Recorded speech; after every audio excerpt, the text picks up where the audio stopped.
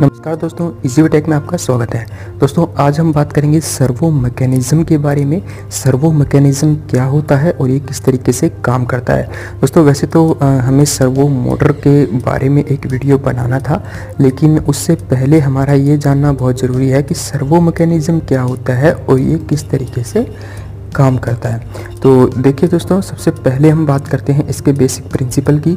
देखिए, कोई भी फिजिकल क्वांटिटी हो, यदि हम उसका ऑटोमेटिक कंट्रोल करते हैं, ठीक है, कोई भी फिजिकल क्वांटिटी यानी कि कोई किसी मोटर के केस में अगर बात करें तो उसकी स्पीड हो सकती है, उसकी शाफ्ट की एंगुलर पोजीशन हो सकती है, या कोई अदर ऑब्जेक्ट हो सकता है। जैसे अगर कोई लीनियरली ऑब्जेक्ट मोशन करता है तो उस पर भी अगर आप कोई ऑटोमेटिक कंट्रोल सर्किट लगाते हैं तो वो कहलाता है सर्वो मैकेनिज्म।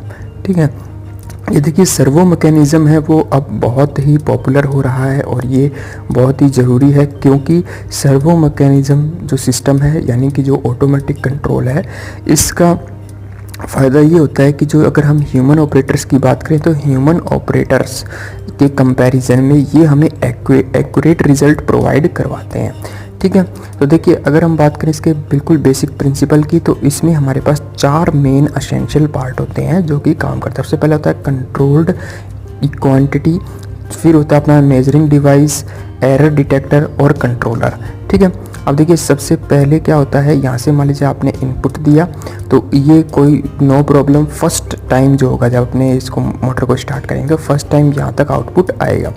अब क्या होगा, जब यहाँ तक आउटपुट आ गया, अभी आउटपुट आ गया तो ये आउटपुट नहीं जाता, फिर क्या होता है कि जो मेजरिंग डिवाइस जो होती है इसको कंपेयर करती है डिज़ायर्ड वैल्यू आउटपुट के साथ में, कंपेयर करेगी। अगर ये डिज़ायर्ड वैल्यू से मैच करता है तब तो ये आगे आउटपुट में सेंड कर देता है मेजरिंग डिवाइस, अदरवाइज़ ये एरर डिटेक्टर को एरर सिग्नल भेज देता है।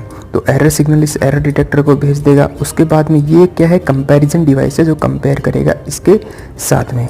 ठीक है, कंपेयर करने के बाद में ये एरर जाएगी सीधी कंट्रोलर के पास। कंट्रोलर क्या होता है, कंट्रोलर एरर करेक्टिंग डिवाइस होती है, जो कि ये एरर होती है उसको करेक्ट करने के लिए, इस एरर को मिनिमाइज़ करने के लिए, जीरो करने के लिए जो भी पॉसिबल ऑपरेशन है वो ये परफॉर्म करता है, और उसके बाद में ये सिग्नल सीधा भेज दिया जाता है इनपुट कंट्रोल को, फिर ये वापस से जाता है। ठीक है, तो ये इस तरीके से ये कंट्रोल्ड क्वांटिटी हो गई। ये कंट्रोल्ड क्वांटिटी इसके अंदर से आई, वो क्वांटिटी जो हमने पहले कंट्रोल कर चुके हैं हम, वो फिर आएगी मेजरिंग डिवाइस का। अभी एरर सिग्नल करेक्ट हो चुका है तो सीधा आउटपुट में हमारे पास वैल्यू पहुंच जाती है। तो इस तरीके से ये एक तरीके से जो आउटपुट है उसका फीडबैक भी लेता रहता है, और कोई भी एरर ना हो इस बात के लिए हम एरर डिटेक्टर और कंट्रोलर का यूज़ जो है वो करते हैं। दोस्तों ये होता है सर्वो मैकेनिज्म सिस्टम कंप्लीट। इस सिस्टम को अगर आप किसी मोटर के ऊपर लगा देते हैं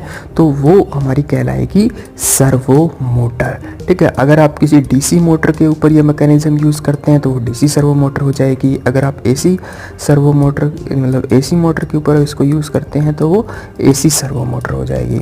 तो दोस्तों आगे नेक्स्ट वीडियोज़ में हम आपको डीसी सर्वो मोटर और एसी सर्वो मोटर के कंप्लीट बेसिक प्रिंसिपल्स जो हैं वो आपको बताएंगे। तो दोस्तों आज के लिए इस वीडियो में इतना ही। अगर आपको ये वीडियो अच्छी लगी हो तो प्लीज़ इसे लाइक कीजिए, शेयर कीजिए, हमारे चैनल को सब्सक्राइब करना मत भूलिएगा, क्योंकि हम आपके लिए ऐसे इंटरेस्टिंग टॉपिक्स वीडियो लेकर के आते रहते हैं। तो मिलते हैं नेक्स्ट वीडियोज़ में, तब तक के लिए thank you and bye bye.